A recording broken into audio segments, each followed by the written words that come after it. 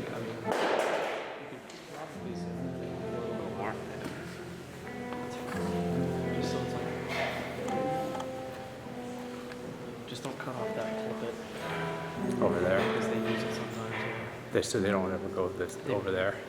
Not in between. Okay. That Shouldn't. Yeah.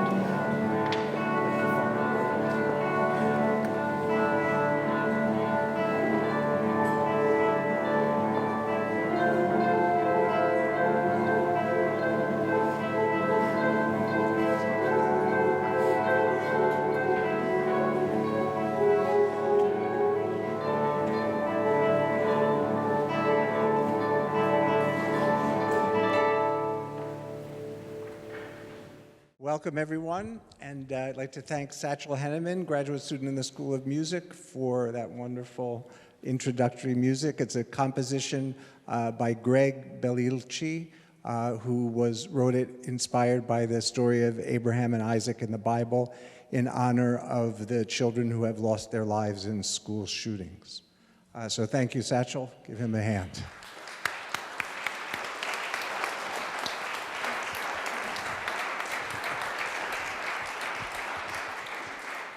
So it's great that you could all be with us here today. It's wonderful to have you. I want to begin by thanking everybody at the Institute for Sacred Music for hosting the course that this performance culminates, especially Martin Jean, the director of the Institute of Sacred Music, and all the wonderful people on the staff, Sashin, who's done the sound for us, and Eben and Ray and Melissa and Caitlin, Kristen. It's just a wonderful staff. It's a great community here at the Institute of Sacred Music, and we're very proud and honored to be part of that community.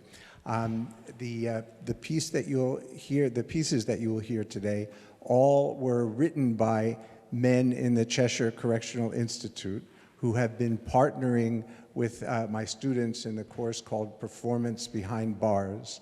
And we've been reading Dante's Divine Comedy together, and the men have been writing pieces inspired by Dante's journey from hell through purgatory to heaven.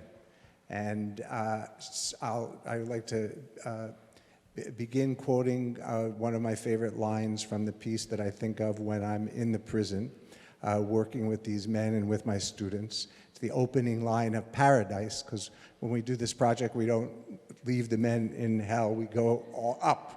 We go through purgatory and we end up in paradise. And the first line of Paradise is La gloria di colui che tutto muove per l'universo penetra in una parte più e altrove di più. In una parte meno e altrove di più. And that is translated as the glory of the one who moves everything in the universe penetrates the world in some places more and other places less. And I think about that when I'm in prison, because you wouldn't think that one of the places that is illuminated most brightly would be prison.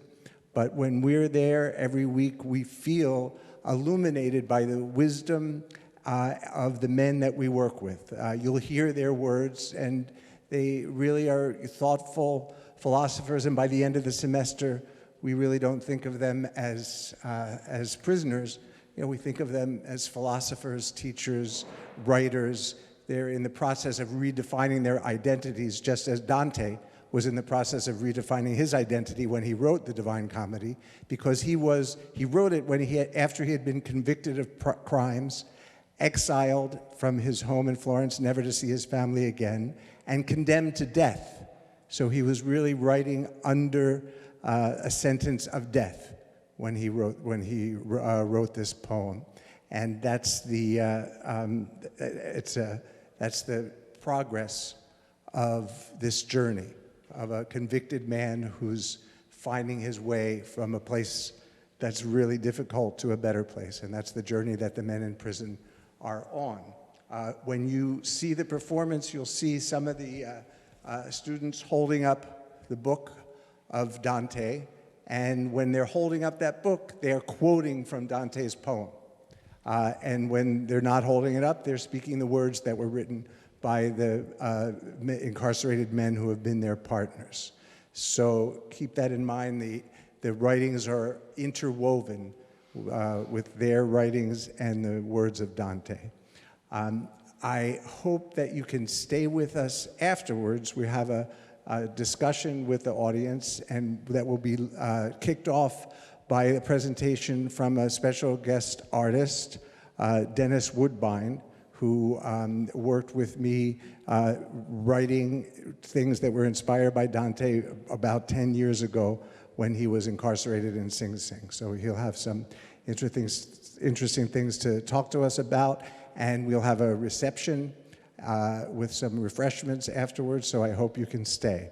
Until then, we'll begin and remind you that what you're seeing is kind of an echo of what was performed in the prison when the men themselves performed their own writings. This we did on Monday night. It was a powerful performance where the men performed for an audience of their incarcerated colleagues.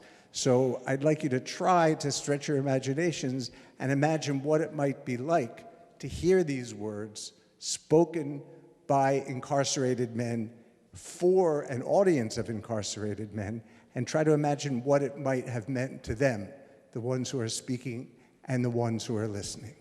So keep that in mind, and I hope you enjoy the performance.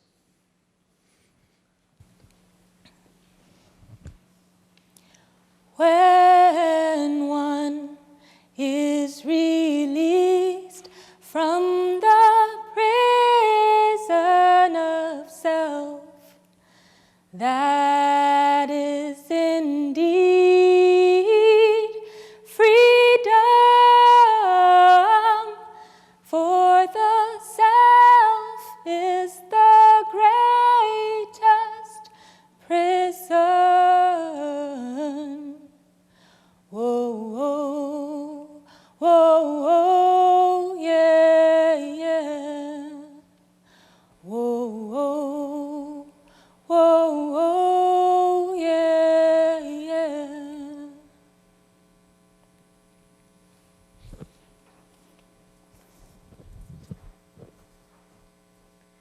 My partner, Kevin, is a man of many talents. He's a self-proclaimed artist, introducing himself to our class as a poet. I soon realized that in Cheshire's T.R.U.E program, he's known for poetry of a different kind as the resident rap god. While his rap talent is pretty obvious, I also learned that he's a natural teacher. When he was assigned to read the ancient lyrical master of Dante on the first day of class, Kevin also assigned me some homework to listen to the modern lyrical masters of Nipsey Hussle, J. Cole, and Kendrick Lamar. Kevin is always finding ways to tell his story, often through his lyrics. When I asked him about his writing, he told me that I go for my soul and speak from my experiences. He's a lot like Dante, turning his personal journey into art that sheds light on grave injustices and moves us, inviting us into his life and his mind through his words. Today, I will be performing a bit of his original lyrics to the song Dig Deep, which Kevin wrote himself, and I'm no rapper, but I hope I can give his lyrics justice. In this scene, Kevin sheds light on the complexities of gang violence and the impacts it has on a young Black man and his community. Stories that Kevin has known all his life, but feels are often obscured by statistics. He was inspired by Dante's Wheel of Fortune in the depths of hell, something that can change your fate unexpectedly, like a snake in the grass. Kevin replaces the snake with the bullet of a gun. The scene starts with Kevin reflecting on the death of a young Black man in his prison cell, but the scene ends with the young Black boy's ghost talking directly to the audience, an attempt at giving back his humanity.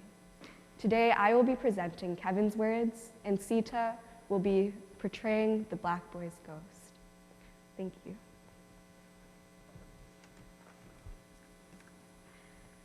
Finally, a moment of peace, a moment to rest, a moment to reflect. I may even get to sleep tonight, escape this madness we call life. Breaking deep sleep within my head, a heavy thunderclap makes me shake myself. First, I heard the sirens. Then I heard her crying. On the ground he lying, her youngest son dying. Statistics. That was the third body this week. Don't know the brother, but I heard about him in the streets. His older brother died 2015, his mother crying in the streets, she getting weak.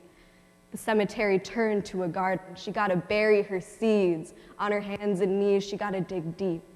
I'm talking 6 feet. I'm talking 6 feet. I can get deep, deeper than the roots. Black thoughts had me on a quest, fighting demons in the booth. I be whipping their ass just by speaking the truth, just by speaking to the youth. Black boy, I'm speaking to you. Young Black man, they got you chasing ghosts like you Pac-Man.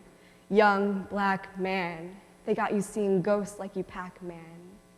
You don't know your history, therefore you don't know the enemy. Search within, my brother. That black body you trying to kill may be your kin, my brother. This gotta end, my brother. But who am I to speak on the tension? There's still times I'm conflicted, still wanna murder me, a brother. It's hard not to be a hypocrite with this fifth on my hip. See a target I wanna hit, aim spark it, it's lit. Young Black man, they got you seeing ghosts like your Pac-Man. Young Black man, they got you seeing ghosts like your Pac-Man. As the world spins, so does the bullet. So does the body when penetrated by steel. Turns forever in the air, darkened without time like sand when a whirlwind blows. Like with like is buried here. Above them, every flame is extinguished. He was gonna go to college next year on a full scholarship. Before you go to sleep, you're shedding tears, and you don't even know why. You fear of dreaming. Steal away, steal away, steal away to freedom. Steal away home. I ain't got long to stay here. As I am alive, so am I dead. They're feeding off of me. This is me, this is my body. Do not leave me so undone. Never bend, never fold, never give up your soul. steal away home. I ain't got long to stay here. To think that the good fortune I desired was simply some rest. And now a young man is laid to rest forever.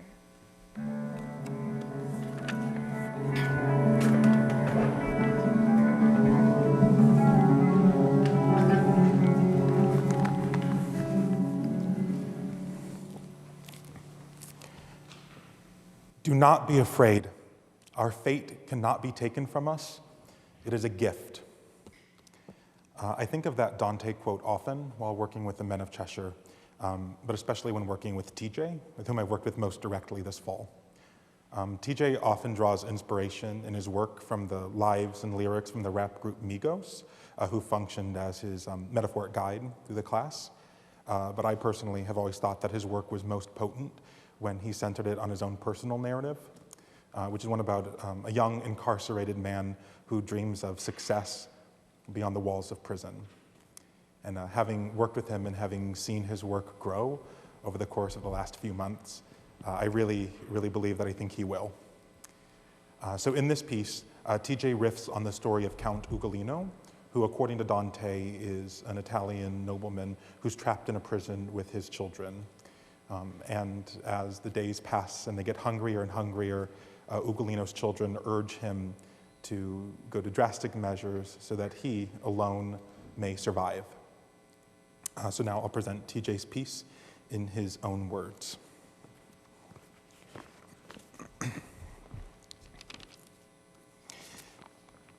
That by effect of his evil thoughts, trusting him, I was taken and then killed. It's rough growing up without a father in your life. Most African-American kids grow up either in a single-parent home or without a father.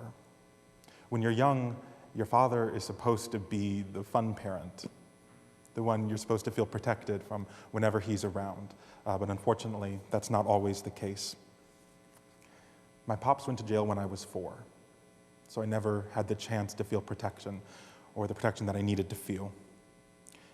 Father, it will be much less pain for us if you eat of us. I would go to extreme measures so that my mother and my siblings would feel protected. Traumatized as a youngin', I grew up with no pops. Only thing I remember is him arguing with the cops. Old dude with a pop belly, that's my real pops. Crazy thing is, he's my mom's father, my grandpops. He raised me well, only mishap was jail. Had it good up in heaven, but got dragged down to hell, went to sleep, but then I woke up like my pops in a cell. But I'm gonna be better than him, I'm gonna prevail. My pops was booked for 16 years, came home and tried to tell me what to do like he'd been here. My little brother ain't seen his pops since he was 16 because his pops kept a tech like Draymond Green. How would you feel if your father called out your mom's her name, jacked you up on the wall, made you feel like a lame, ain't got $1 for lunch, but you're willing to invest in the game? I know we look alike, but we will never be the same. What kind of father gives his son a pack to bring into prison, won't let you talk at all, tells you to shut up and listen, try to take from my family? What's with all this division? Your mission should be painting me a brighter vision. When you get a chunk, you get wild. Hit my mom's, your child. Picked up the phone and 911 is what she dialed. I witnessed you knock her straight off her feet, never been the same man, because I will never sleep. And though I'm locked up now and my father is a free man, I will not let his or my incarceration affect my future. Keep on just a little while longer. Keep on just a little while longer. Keep on just a little while longer. 'Cause everything's gonna be alright. My partner William and I are the same age. He entered the prison system at the same time I entered college. I'm about to finish a terminal degree, and he's about halfway through his sentence. William often emphasizes that he was a person that was filled with anger. Although working with him, I've been enamored by his kind manner and his loving comments towards his cohort. William's piece is in response to Dante's Canto 33, wherein he finds himself in one of the lowest circles of hell dealing with betrayal. There, Count Ugolino recalls his final days on Earth when he and his family were locked in a tower and left to die. I heard them nailing up the door at the base of the horrible tower. Hence, I looked into the faces of my sons without a word. This piece responds to the hardships the loved ones of the incarcerated must also face. I will now perform William's words.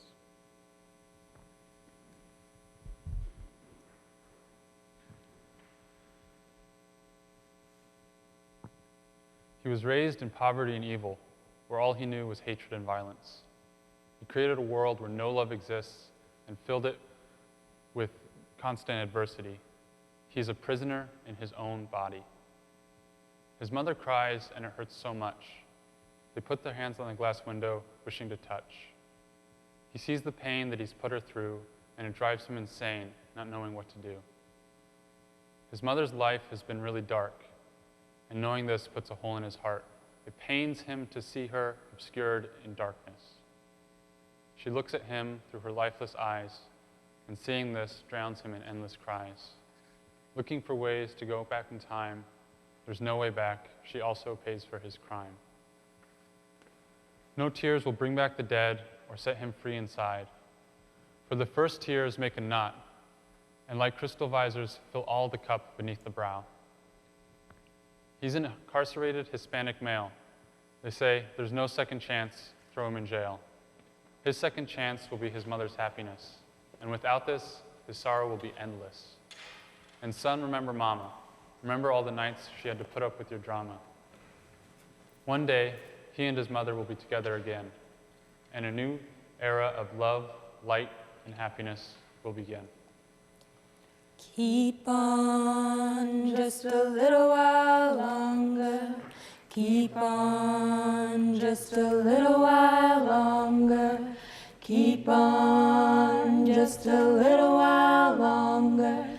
'Cause everything's gonna be alright. My partner Swerve was first and foremost a mentor. Even when he wasn't actively trying to help anyone, he couldn't help but drop these little pearls of wisdom. Swerve began and now ends his pieces about in the beginning, he was in the dark wood, in the snake pit, full of lying witnesses and a corrupt judge. And in this piece, he is ascendant. He recognizes the mistakes of his past, but moves forward, using the help of faith and friends. Swerve once said, "Your soul is pure, and everything else is pure." So in this, we wanted to make his courtroom scene a circus, as that's what he often calls it. He starts with himself in the bullpen, talking to himself before he goes to court, and then he's faced with his judge. So, friend, I will be prepared to swear, and I will also have it.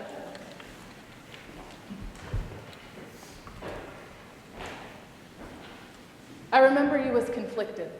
Last time you were here, I told you to speak your mind, but you didn't, and they played you. Learn from your past, while bring that wisdom to your present, and think about your future. Many people's truths will be told through your story. Speak for those who aren't able to speak for themselves anymore.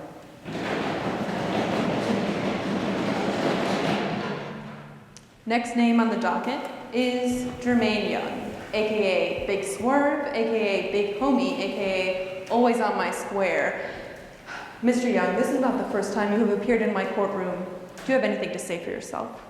A man should always close his lips as far as he can to the truth that has the face of a lie, since without doubt it can only bring him shame. But on this I cannot be silent. I swear to thee, this whole system is filthy. The innocent pleading guilty, 100 years in the big, you might as well just kill me. Department of Corrections, tell me, when am I corrected? I know you would much rather see me on a gurney. 18 holes of golf you play with my attorney. The system is designed to burn me, not learn me. Straight disrespect on the real I expected. Don't push me. That was the message. Ticking time bomb, the crack game took my mom's. My pops was right there. He shot that fire in his arms. Been on this planet 45 years and still strong. The world is rocking like the baby in my father's arms. I remain calm, study Islam, read the Torah. The world's going in flames like Sodom and Gomorrah. In a world full of losses, still searching for a win. I said it once before, and I'll say it once again. Don't push me, because I am close to the edge. Okay, I see we have one of those people up in here. Mr. Young, the fact that you are a black man in America, thou art rightly punished. You definitely have one of those in here now. raising my fists in the air, screaming out loud, I'm black and I'm proud. Yeah, I'd committed some crimes, but that wasn't my destiny. Instead of sending me to jail, you could have sat me down and asked me how poverty really affected me. Inner city projects like you living in hell, and even in the womb I was destined to fail. I see things about you that you don't even see. Original black man, you wouldn't exist if it wasn't for me. Now you're trying to get philosophical. Perhaps thou didst not think I was a logician. No, if I wanted to get philosophical, I'd call my man Clyde. Better yet, bring you with those brothers always willing to ride. Mad brothers in the Bing doing time with me. Mad brothers in the Bing stay on the grind with me. All day, every day, so it's only right that they shine with me. Like who's got your best interests, like how much are you dependent, like how clutch are the people who say they love you, and who's pretending? I'm glad you asked. You got Will, Junk, and Trap. You got Bags, Ish, and Nap. You got Jay, Morelli, single cell, I don't need no silly. You got Vern, Rim, and X. This whole system got me vexed. You got Larry, C2, Dez. You got TJ with the dreads. You got Renzo, none could take him. Assalamu alaikum. You got Saint, French, and Drew, to the money, that's my dude. You got DJ, Joker, Pinder, so many names I can't remember. When the ill-born soul comes before me, it confesses all, and I, the discerner of sins, see what is the place for it. Always before me is a crowd of them. They speak and hear and then are hurled below. Do you have any last words before I sentence you? I want to tell my truth in a different way. A man should not fear those things that cannot harm them, because they are not fearful. I am made by God in His mercy. You can keep me physically locked up, but you cannot lock up my mind, my spirit, or my heart. A'udhu billahi minash shaitanir rajim.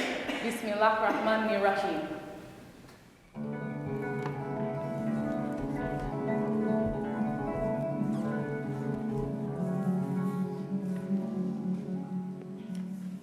Eric's stories were always different from the others. Instead of recounting events from the past, he looks to the future. Like Dante, he invents imaginative worlds. He creates space to consider our collective destiny and how to shape it. Eric once told me when we were talking about his idea for a time machine robot that entrepreneurship is the #1 way to change the world. He dreams of creating technology to better people's lives, and he's such a smart guy, I believe he will. I should add that he told me last week that he's writing a book with his friend called There Are Nerds in Prison. So today, we're going to be performing a piece of his about the future, but a future gone wrong. Eric warns us what will happen if technology goes unchecked, if it falls into the wrong hands and starts destroying our personal relationships. So Astaline here will play the role that Eric wrote for himself, and I will play the role Eric wrote for me. We'll start in a game of virtual reality.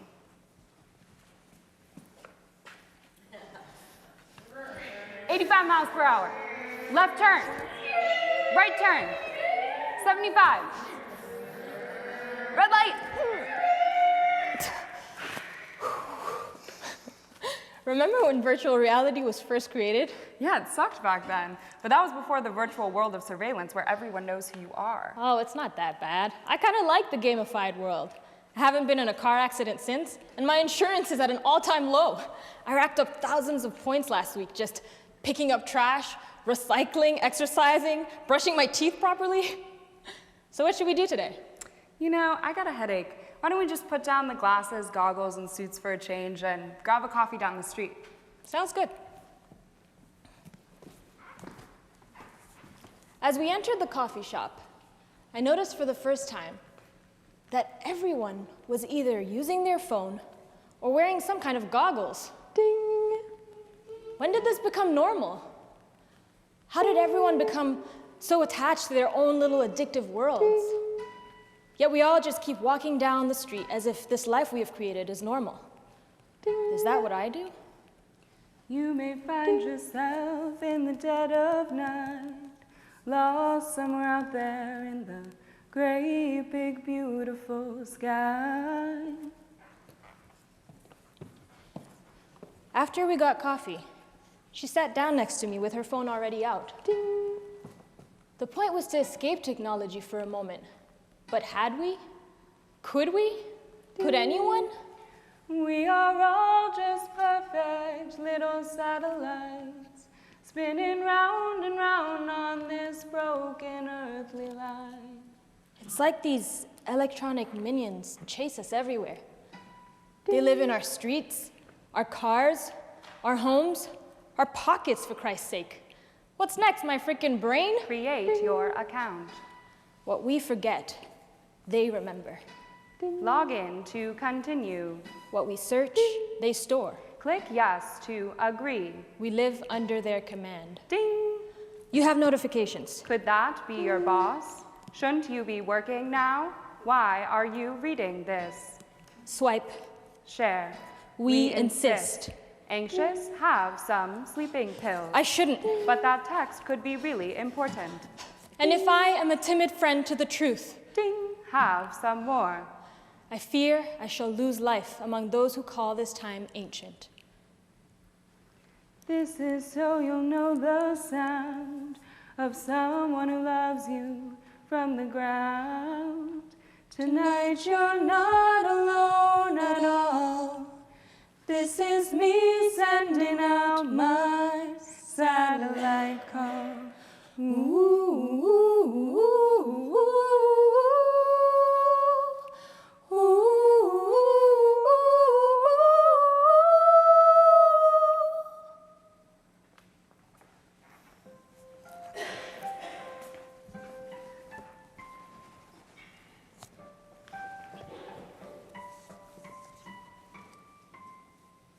What's special about my partner, Chris, is that he can always discern what is good, what is funny, and what is beautiful, even in the midst of violence and chaos.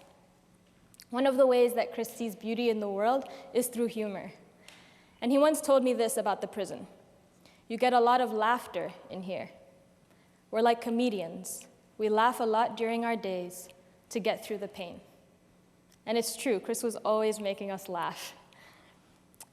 Now, this piece is a little bit different because it's not his own pain that Chris is exploring, but the pain of his mother.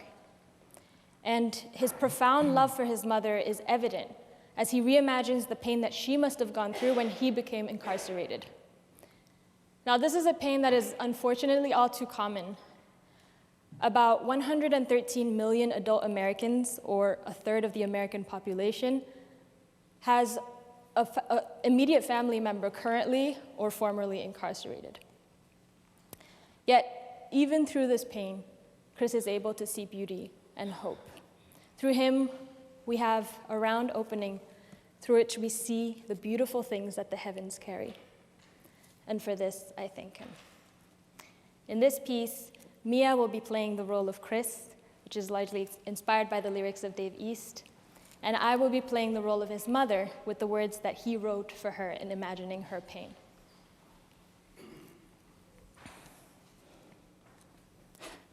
He never learns. He's too hard-headed. He's selfish. He's grown. I can't totally blame myself. He knows better. It's not easy raising a black male in these times. Lord knows I tried my best to keep him away from the streets.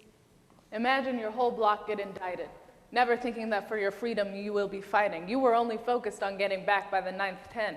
If he wasn't there, he was robbing him for his Breitling. He's a good son. I miss his presence. The way he had this childish look about him whenever he was up to something. The way he would scratch his head whenever he was bothered. His appreciation for my food. The way he spoiled me.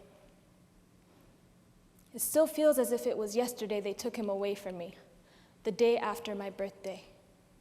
4:30 a.m., police tore my door down, breaching my place of comfort, demanding me to get down with guns drawn in my face, calling me all sorts of creatures as if I'm some kind of disobedient dog, painting a picture of my son as a monster. Robbing them for they Cuban or anything they was moving. You caught a hot one last summer, you're still grooving. Home invasions, living rooms, you've been intruding. After he came back in the house, I was hysterical, shattered, wanting to say, don't turn yourself in, but knowing that's the wrong thing to say. His words seemed so real and convincing. I'll be back, Mom. Don't cry, I'll be home soon, they can't hold me. Fast forward 9 months, sentenced to 8 years. I had to come to the realization I can't hold my son for 8 long years. Your mother gave you everything. You should have been a student. You should have went to college. Experience is the best teacher. You never listened. You should have took in that knowledge. Learn how to look for grimy figures like knowledge. The whole ordeal spoke to me, my cryptic tongue. But I had to be strong for him in order to ease his worries. Therefore, I did not shed a tear. Nor did I reply all that day or the night after, or until the next sun rose forth into the world. That's when life hit me. Who am I to judge? I got knocked for a couple dollars. I'm just sending my love in case I miss your call. You would always hold me down whether the problem was big or small. And then you come home, they probably find us in the mall. I miss you, Mama. I'll think about you. I'll see you soon after the free fall. I love you. The visit the day after was dreadful. It's bad enough time is to separate us. Now I have to deal with the glass window and the disgusting looks the zookeepers give me as if I should be ashamed of my son. Dealing with all these emotions after a 2-hour ride of unfamiliarity. I look on his face as he puts on a mask in order to comfort her. But I'm his mother. I can see his pain. The gripe I feel in these visits when I should be happy. I mean, I am happy to see you. I'm glad you're safe. You look good. I know we'll get past this. It's just so hard. I still wake up 4:30 a.m. ever since they kicked my door in. Soon, I will wake up to my son getting ready for work instead.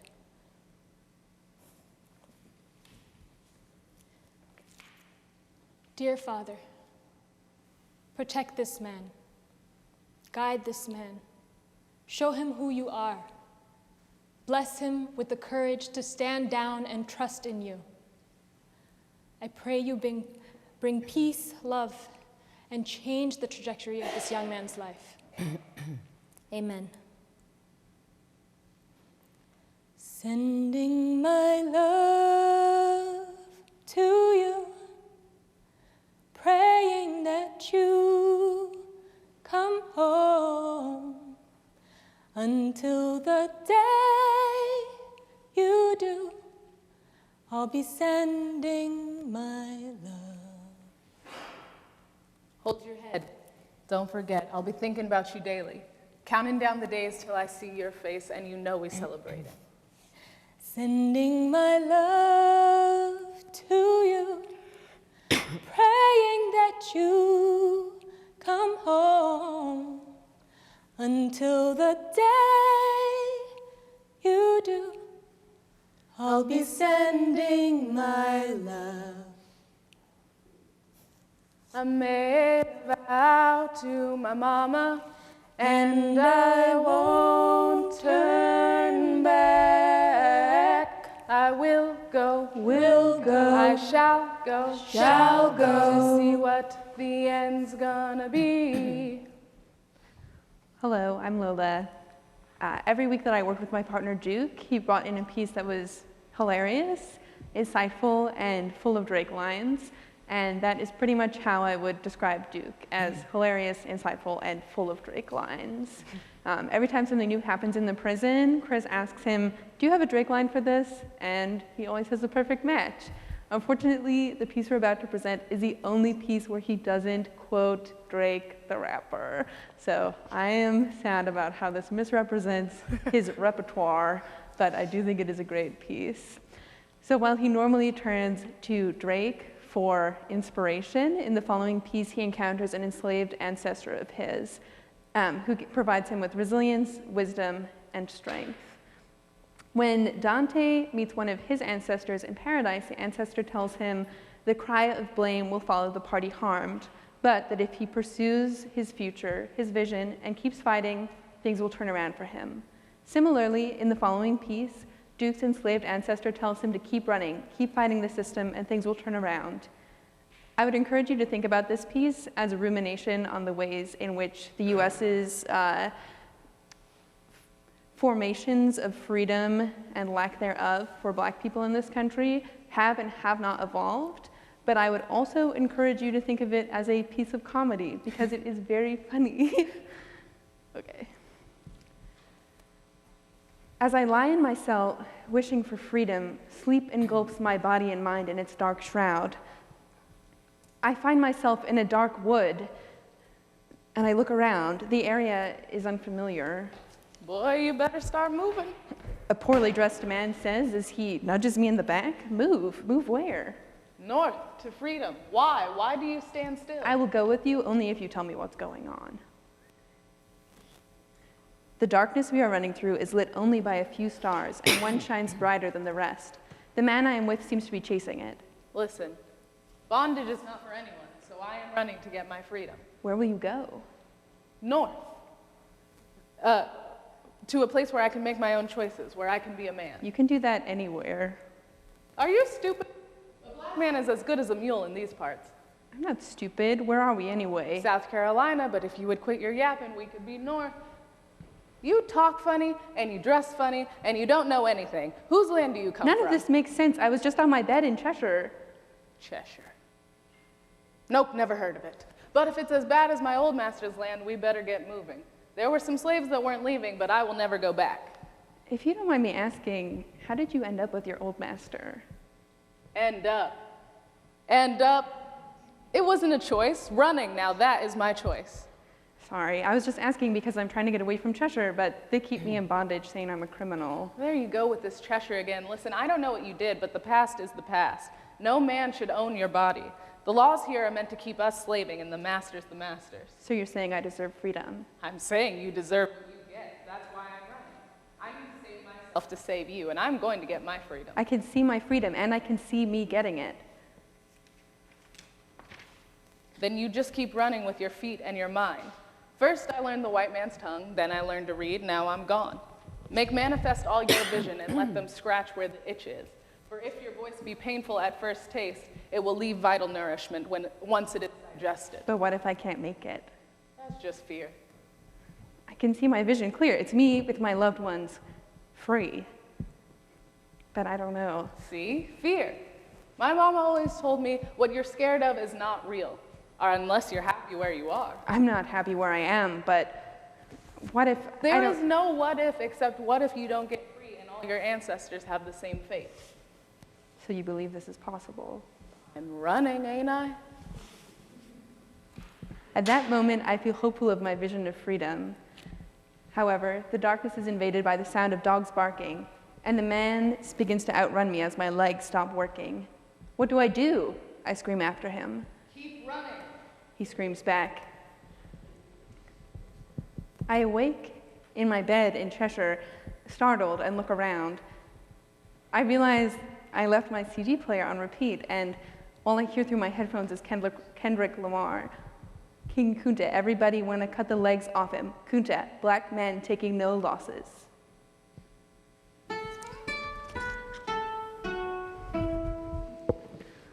Oh, freedom, oh, freedom, oh, freedom over me. And before I'll be a slave, I'll be buried in my grave and go home to my Lord and be free.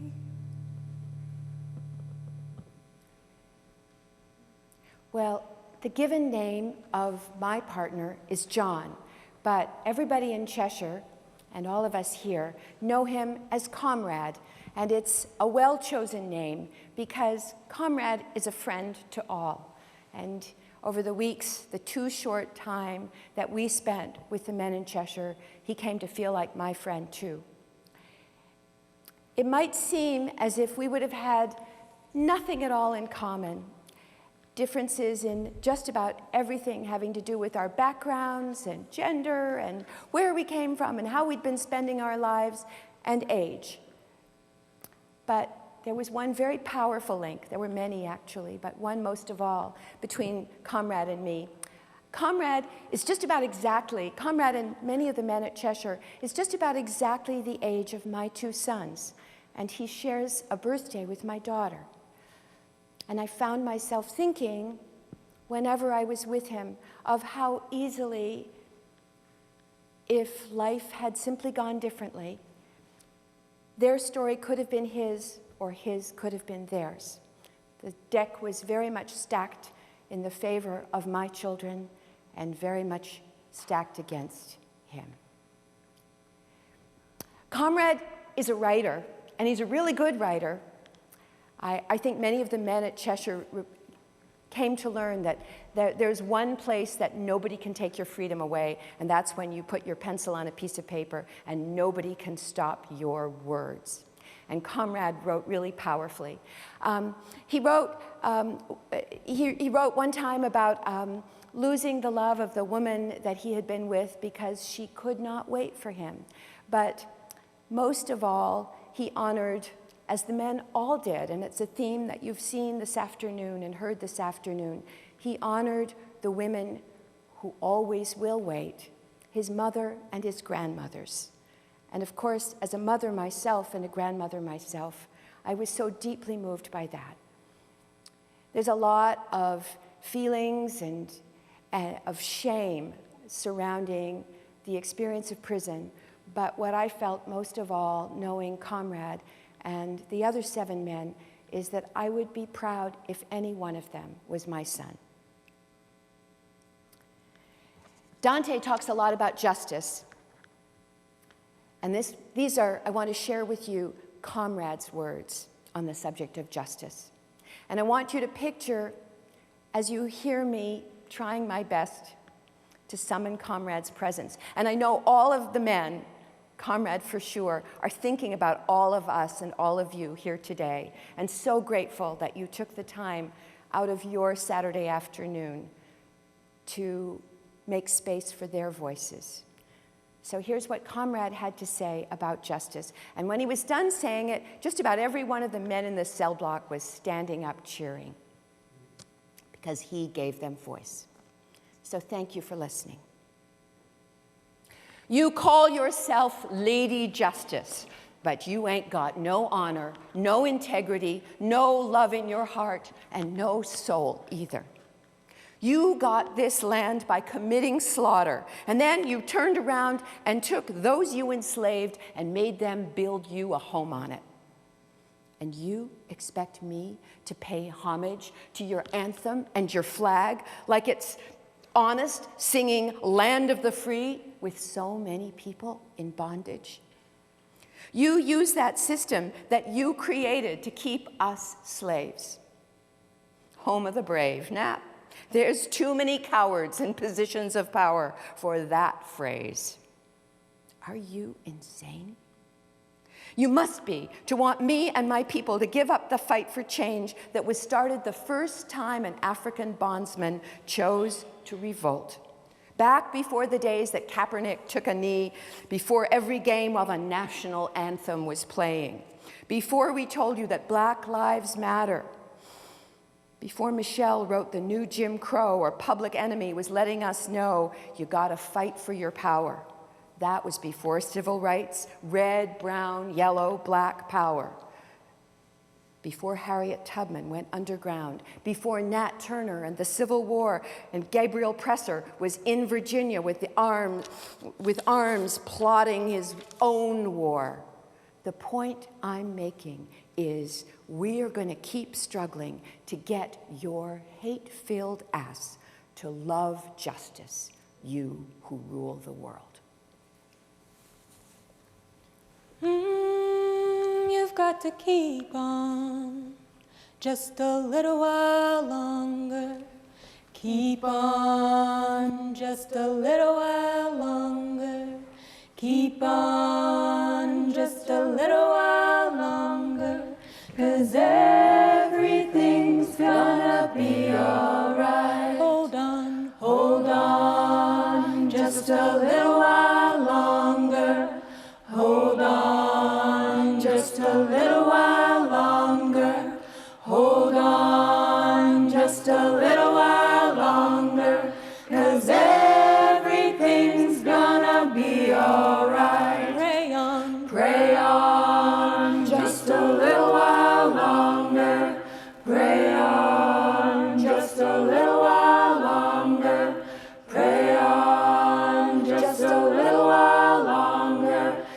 'cause everything's gonna be alright. 'Cause everything's gonna be alright.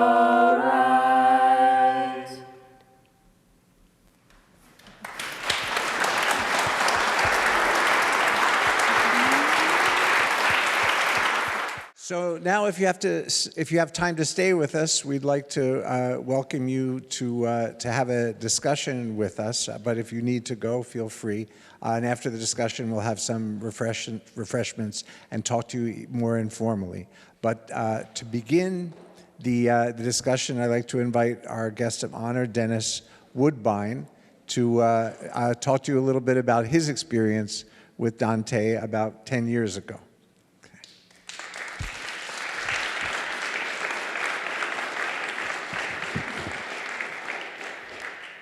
First, I want to say that today is a special day for me for 3 reasons. 1, because I'm here at Yale. I was invited here. So that's special within itself. 2, because today is my birthday.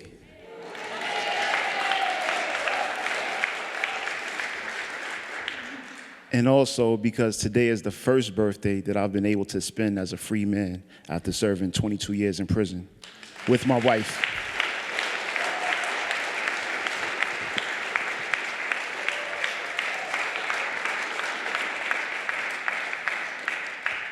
Thank you, my love, for being here with me. I love you.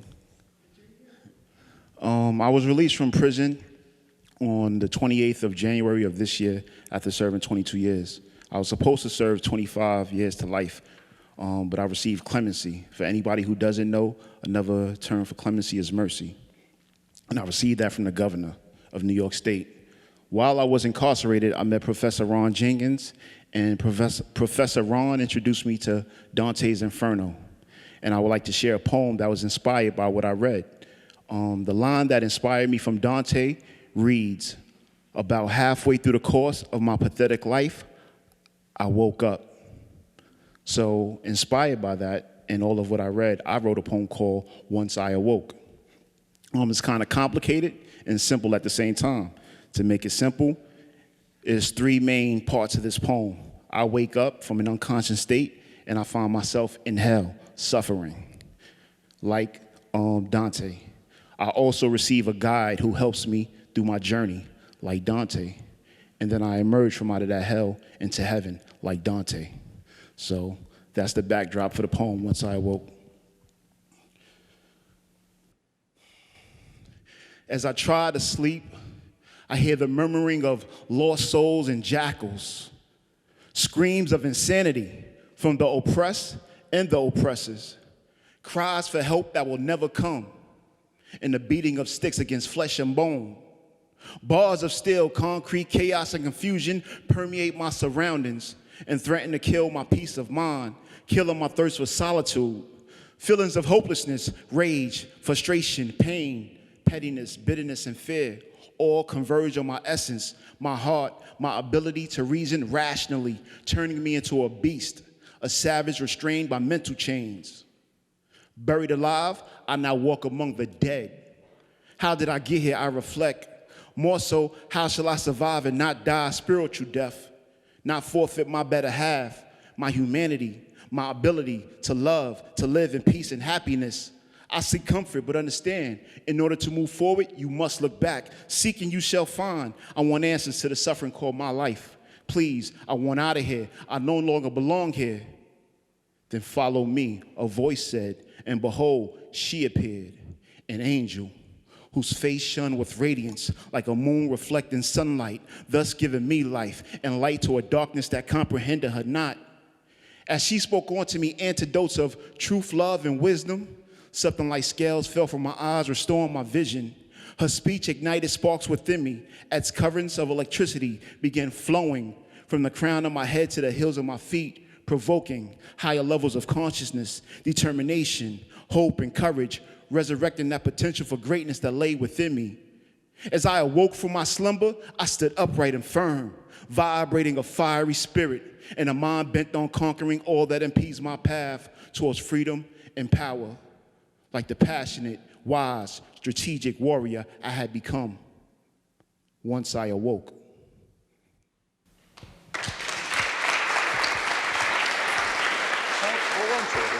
part of the discussion.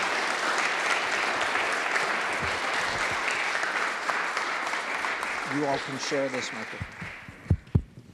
Okay, so now if you have any questions or comments, this will be the opportunity to ask the students about their experience and maybe to ask Dennis about his experience. Maybe, Dennis, could you lead things off and talk a little bit about what your experience when we first read Dante together and how you used it in your application? Yeah, so meeting you was a huge spark. Meeting you and the students you brought in was a huge spark for me.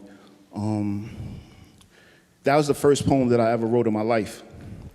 But from there, I woke up. I began to take advantage of my situation and begin to work on myself and change my situation. From there, I enrolled in college. When I entered the prison system, I was a 9th grade dropout with a 6th grade education. While in prison, I got my GED, my associate's degree, my bachelor's degree, and I was halfway through completing my master's degree before I received clemency. I mentored youth inside who were brought in from the outside. I did a lot. I did everything that I possibly could. And so it was funny, right? Because that quote, once I awoke, I discovered from Dante's workshop. But when my wife got the lawyers that she got to get involved in my case, when they heard my story, that line that you introduced me to was the line that they used to prepare my clemency application. Once, about halfway through the course of my pathetic life, I woke up, and that was the brief, that was the motion that got me out of prison. And it kind of like came full circle, because now I'm out here, and hopefully I could represent for the men that you all spoke for, alongside you all. And did you have any... And as you were listening to the words of the men who had worked with us, did you have any thoughts on their stories? What's your name? Andrea. Everybody did their thing. The voices were beautiful. But Andrea, I think you were the first one to go. And I love how you performed his words. You brought life to it. But the thing about Dante is like it's two different ways in which you could apply it. The hell that you're in could be internally, or it could be externally. You could talk about what's going on in society, or you could talk about what's going on within you. And the poem that you wrote, I think that's what the brother was talking about. He was wrestling with what was going on outside in his community and the role that he was playing in that. The genocide of our own people that we commit when we do the things we do. And that's the power of that type of literature. Great, thank you. Any questions or comments from you? Yes, sir. The men who wrote these pieces in prison performed in prison this past Monday night. So they performed themselves for an audience of fellow incarcerated men. But this performance done by the students at Yale is one time only. You're the only ones who will see this show. It's a very special one-time only event. Although in past years, we've done projects like this with other students from Yale and from Wesleyan University, where I also teach. And I've done projects like this in Italy and in Indonesia in prisons as well with Dante's text. Yes? Could you give us a little profile of the men that are represented by this age, especially? We had a range of ages. Would anybody like to answer that question? To try to give a... Okay, share the microphone. So I think my partner Swerve was the oldest, and he was 45. And he was kind of dad to all of the other men. And I think William or Kevin might have been the youngest. Or Eric. Eric is the youngest. Eric's the best. Yeah, Eric's going to double check that. Princess, how old too? Lucas, 28. 28, so Eric's 26. Yeah, so Eric. TJ is 24. So is William's 23.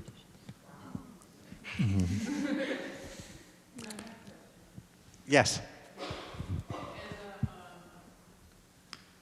As a black mother with a son, and also working in the school system, I'm really surprised of how many young black men who do not know the history, and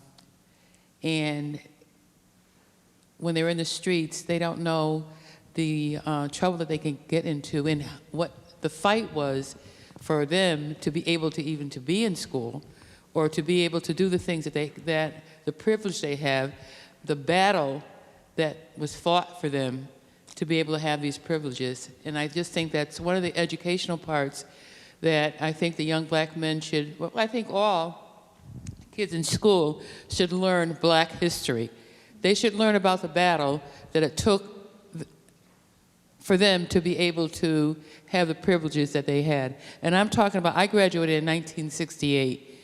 So it was a battle for me then, and I know what the battle is. And sometimes I talk to these kids about the fight for them, for freedom and what it took, the blood, sweat, and tears, and they just don't get it. They don't get it. So I really think that that would be one of the things that I when I hear you guys talk, and it's really remarkable how they know the history, and it took them to be able to get into the situation they're in to learn the history. Any of you want to respond to that? Yes. Andrea. Yeah, I think I've talked a lot to my partner Kevin about like this historical aspect. He's very interested in it, and I think he mentioned that he started a book club in Cheshire where a lot of the books that they read are about this history. So New Jim Crow, Souls of Black Folk, The Invisible Man.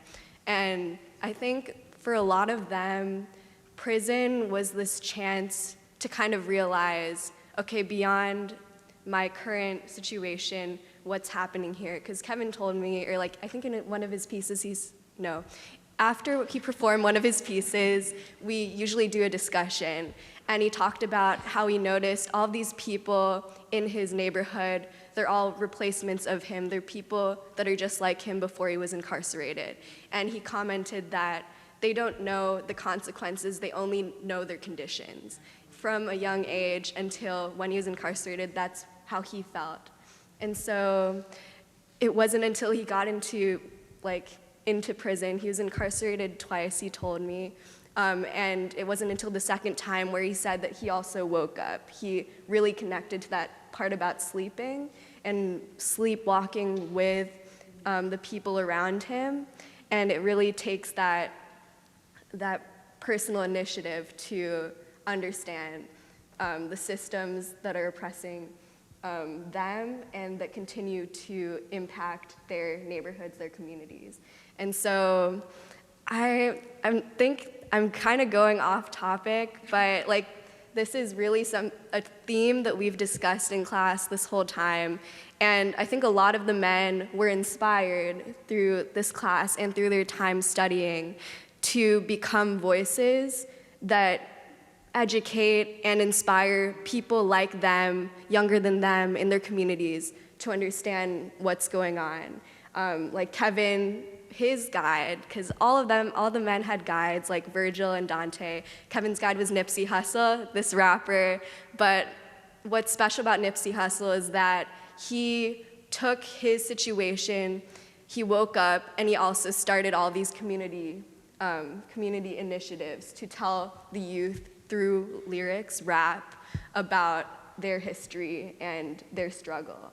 And so that's the same type of person that Kevin wants to be when he comes out of prison. And I think a lot of the men also have a similar mission. Yeah, once I got involved, like I'm gonna say again, once I got involved with your class, that sparked something in me.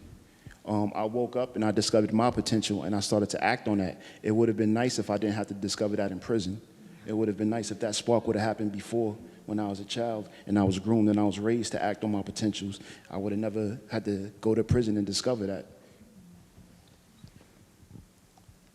I know that some of you know some of the men that we've worked with. I don't know if any of you would like to talk about, if you've spoken to them about this work, or you'd like to share any perspectives from them or from your understanding of their work. Yes? Wait, hold on, we'll get you a microphone.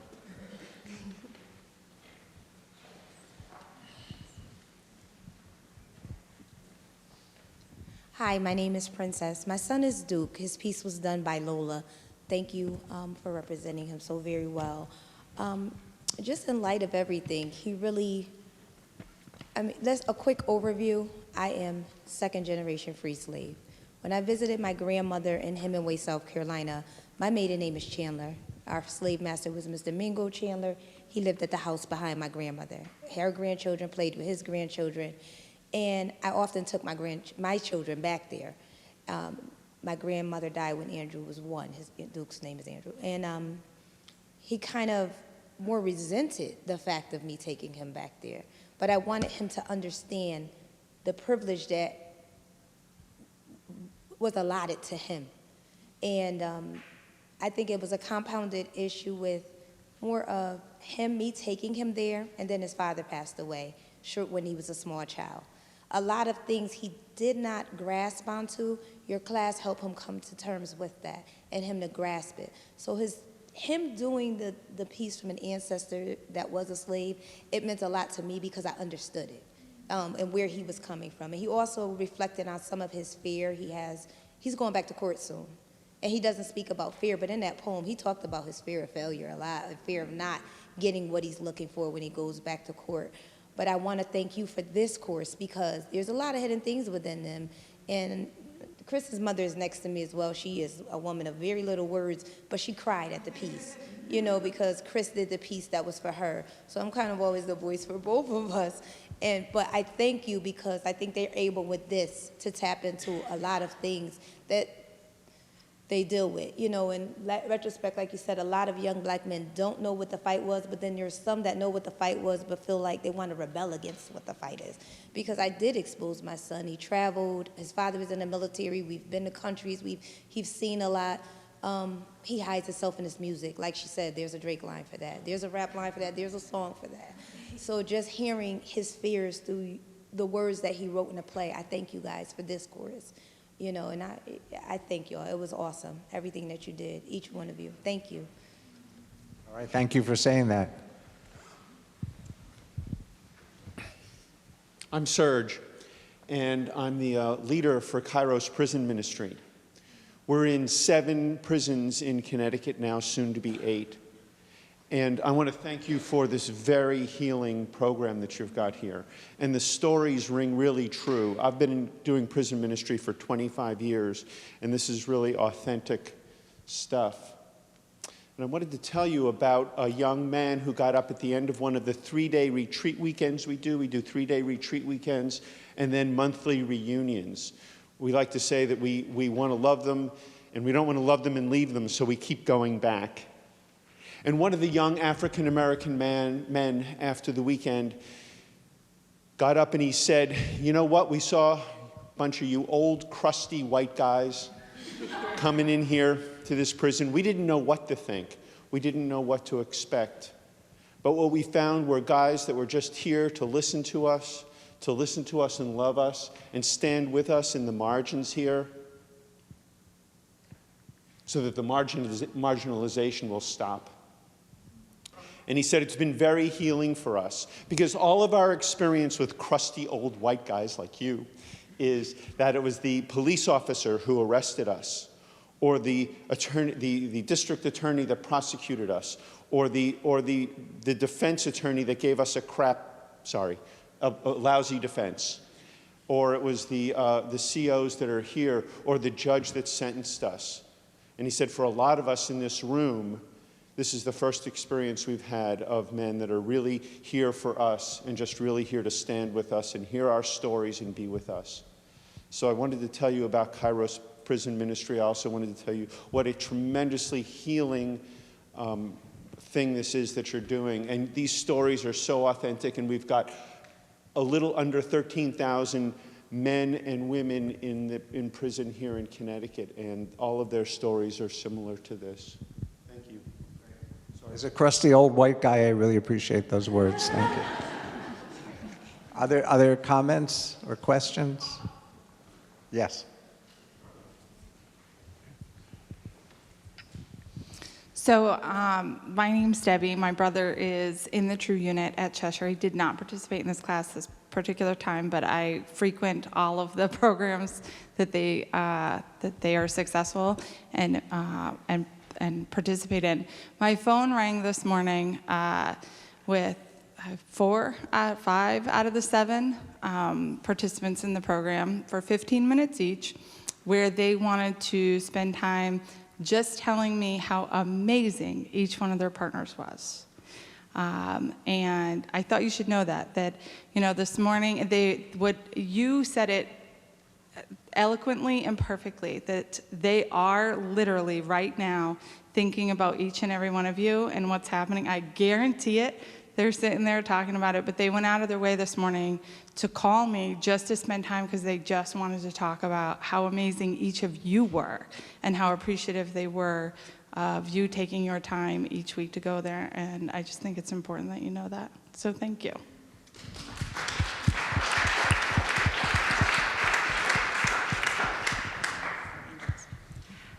Thank you, Debbie. And I maybe you can send a message back to them, which is that we, I don't know if you all know this, but once this program ends, we are not allowed to communicate with our partners, they know that, ever again. And that was actually a really painful part of the experience, that we knew that from the very beginning, and the last night we really felt it. But I want them all to know, I think we all want them all to know, they will always be with us. Great. Maybe we have time for 2 more questions, and then we can speak informally at the reception with some refreshments. Yes? If I could just let everybody know, the campaign to end solitary confinement in Connecticut as torture is having an event this Tuesday at the public library from 6 to 8 p.m. here in New Haven, and it just seemed like this is something that you all might want to know about. So please come see me out here, or just show up at the library at 6 o'clock Tuesday. Thank you. Okay, thank you. Yes, sir.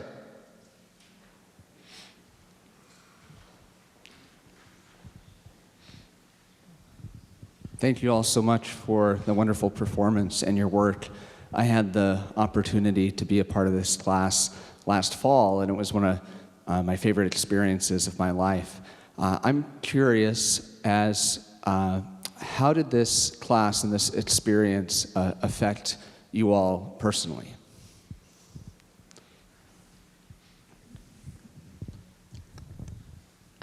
I think it was interesting because one of the first conversations I had with Swerve, he was like, "Oh, are you scared?" And I was like, "Oh, I have a lot of incarcerated family members. No, I've been in prisons before." And I think that he, one, was not expecting that, but it opened like a huge bridge of communication for us. But by the end, I think for all of them, they were like, to have like a time every week where we are just treated like people, and it's, you know, we laugh, we joke, we read this book together, we read each other's writings, we perform, we do voices, we sing badly and well, and like, they're like, that is the thing. And for me, I know that, so my grandfather was incarcerated for 14 years and then came to live with us, with me and my mom. And like, we do not speak about his time in prison. And I also know that he didn't have anything like this. There was no time with people to just be a person. And so I thought about that a lot on our last night, and it was very moving for me. And I was really happy that I felt like I could go and do something that I would have so loved to have been done for my grandfather or for my uncles or for these men in my life. So it was really moving because I felt like something that I couldn't give to my family, I gave to this family.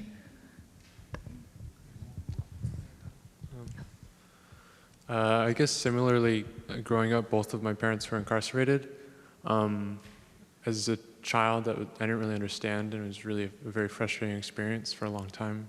As an adult, I was able to rationalize it and understand it in that way, but this really gave me a new perspective and something beyond rationalization. Yeah, in that way it was really, really helpful for me. I took this course last year as well and loved it so much that I came back again this year. And last year it was life-changing, and this year I could say the same thing again, because every single one of these men, when you meet them and you interact with them week after week, there's so much wisdom in each of them, and you just get to learn from them and soak it all in. And through these 2 times working with these men, my entire sense of justice, of the meaning of suffering, and all of these really profound topics has changed completely. I'm not someone who has suffered a lot in my life, and so when I encountered the stories of these men, it really kind of unsettled my understanding of the world and of justice, and I actually struggled a lot to try and reconcile some of my beliefs about how things work with what I was being faced with, and kind of really reshaping the way I understood things and people. So in that sense, it has been life transforming. And so I'm very, very thankful for each of these men, and they are also friends now to us, even though we cannot speak to them again. They are eternally with us. I mean, I guess for like radical transparency, I think I really struggled with the course. Well, one, I didn't personally enroll in it. I was assigned to it from my coursework. I'm a student at the School of Drama, and so this was assigned as my TA-ship, my assistantship. But I was very excited by it, and I felt, in many ways, I have like a good temperament for it. I'm pretty even keel. And I think as the weeks went along, I think I struggled with a kind of pressure that no one was putting on me but myself, in terms of an understanding of what it means to have your life transformed. And I felt very untethered in that way. I felt like I couldn't see these men other than as like men I knew, and I felt a pressure, and who put that on me, I'm not sure, but I felt like there should be some kind of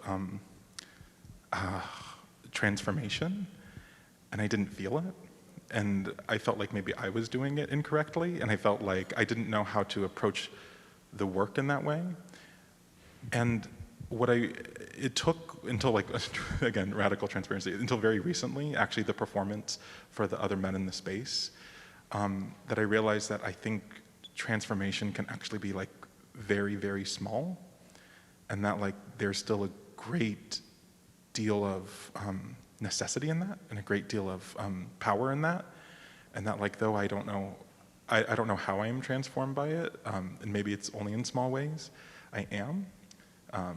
My brother is currently incarcerated and has been for a long time. I don't have a great relationship with him, didn't before he was incarcerated.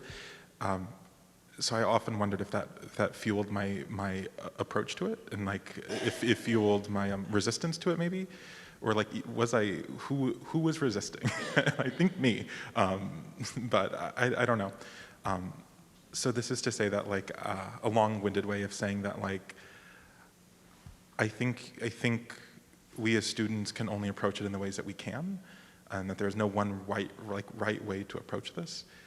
But I think the value in it is so monumental, and that it's important. And I think, to wrap up, the thing that I realized that with this was not about me and my experience at all.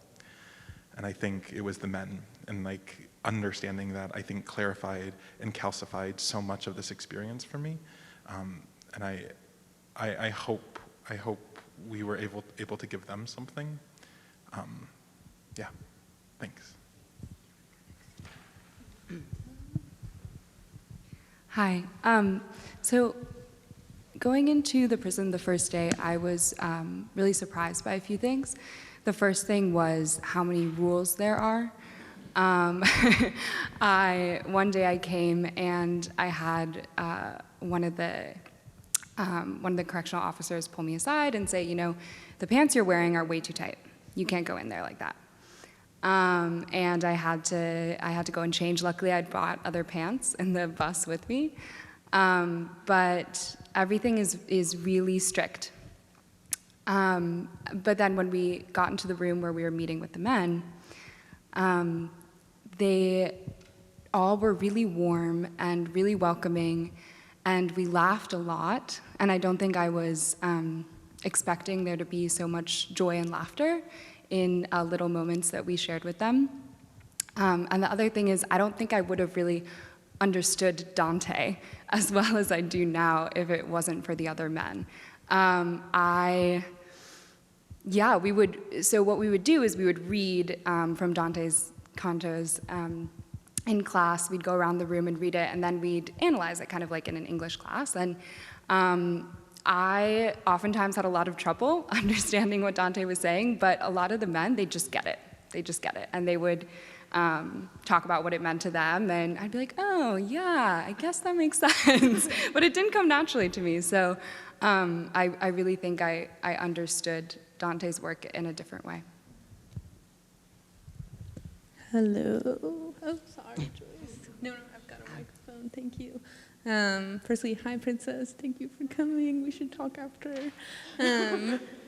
I guess something I wanted to say in terms of like how this course has changed how I feel and think is that like I, throughout the semester, was extremely skeptical of the course. Sorry. You know, because like I didn't take it for the first 3 years that I was here because I was like, I don't want to read Dante. Like, who is that guy? You know, crusty old white man. Anyway, you know, and like I remain skeptical of some things, and like as a course we work within the system. You know, we're not like a prison abolitionist group. You know, like even if some of us may privately hold those views, and so I think throughout the semester I was so worried about the ways that we were working within the system and being complicit in that I lost sight of like how much, I think this semester just taught me how much of a luxury it is to work outside of the system, and that like the men in the prison don't have the option to do that, you know? So then at the end of the semester, you know, I was so worried about like what, and I'm still concerned about this, like what does it mean to like portray a Black incarcerated man on stage as the descendant of like an enslaved person, like as a white person? Not something I will repeat, you know? But I think I was so worried about all the caveats that I like didn't appreciate fully until the final performance, like how much of a shift from everyday prison life it was to do this course. And I want to emphasize that like the course wouldn't have happened like if we hadn't gone, but truly as soon as we were in the room, the men were doing all of the work, you know? Like I understand that it's like a lot of them were thanking us for coming, you know, and I was just like, thank you for having us. Like, it has been such an honor to like share this vulnerable space with you and for you to like trust us in that way, you know, so that like almost all of the work that was done this semester was done by the men, you know, and that basically I just learned a lot about like the privilege of working outside the system, and that like prison life is really bleak, and like, yes, it is a Dante piece, yes, who had a more interesting life than I thought, et cetera, all of the caveats. But I think I just learned a lot about my own privilege as a person who like tries to work outside the system. Several times when I would tell friends who weren't in this class about this class and about the fact that I was working with a particular man, they would ask me what he was in for. And I think it's true of all of us, we never asked them. And it was really not important. And in fact, I didn't want to know. I also didn't want to know how long their sentences were. Their past was their past. We all have one. And we wanted to be very much and they were paying dearly for theirs. It was not our job to judge them. They had already been judged and judged perhaps with very little mercy. So we knew them for who they were in that room, and they knew us for who we were in that room. And you know, maybe I'm being a little starry-eyed and unrealistic, but I think what I felt was that we live in a society where almost everywhere you go, we are categorized and we're looked at as what our job is, what our parents did for work, where we went to school, and look where we go to school, and of course the color of our skin. I don't think anybody has mentioned, but all but one man in that room was African American. Two. One was Hispanic. But I felt, I cannot think of a place where I felt less conscious of race and color. And where, when we were in the cell block performing, and I saw the sea of men listening, black and some white, they felt like a real community of support for each other. I don't think any of us was categorizing each other by anything but that we were there in that room sharing our stories and humbly listening. It was a huge privilege. Guess I'm the last one to speak. I came into this class with a lot to learn. I'm a freshman. I'm also an international student from the Philippines, so I'm not the most familiar with a lot of American history, the prison industrial complex, what all of this is in this country. And the experience was just something that I never expected I would get coming here. We go every Monday, we're in this bus, we have to commute, and the class is basically this 5-hour chunk of time where you focus and you engage so directly with someone super different from you, experiencing this whole other thing, and it really helps you understand. We had to read The New Jim Crow, which a lot of the men in the prison have also read. It really helped you understand what is the human consequence of these systems that seem so abstract, especially when you're here in a university. And I think it was really transformative to get to collaborate with Kevin. He's a poet. He wants to pop off with his raps. He wants to be a rap artist when he gets out. He has so many different plans. He's got his first album already planned out. And it's really he is someone with so much vision, and it's all driven by what he knows about his history, what he wants to do to change his neighborhood. And I feel like that just being his partner has changed me a lot, seeing how he approaches life. Yeah. Okay, thank you all.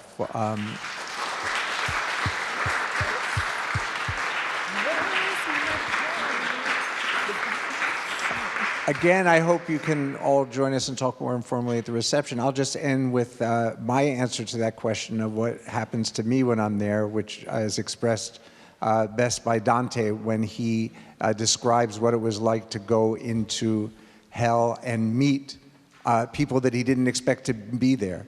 He meets Aristotle and Plato and these amazing philosophers, in this little enclave in the Inferno. And he says, when he leaves there, he says, "Grand rol mi prese al cor quando lo intesi, però che gente di molto valore erano conobbi che in quel limbo erano sospesi." Great sadness overcame me when I realized that men of such great value were suspended in that limbo. Thank you all.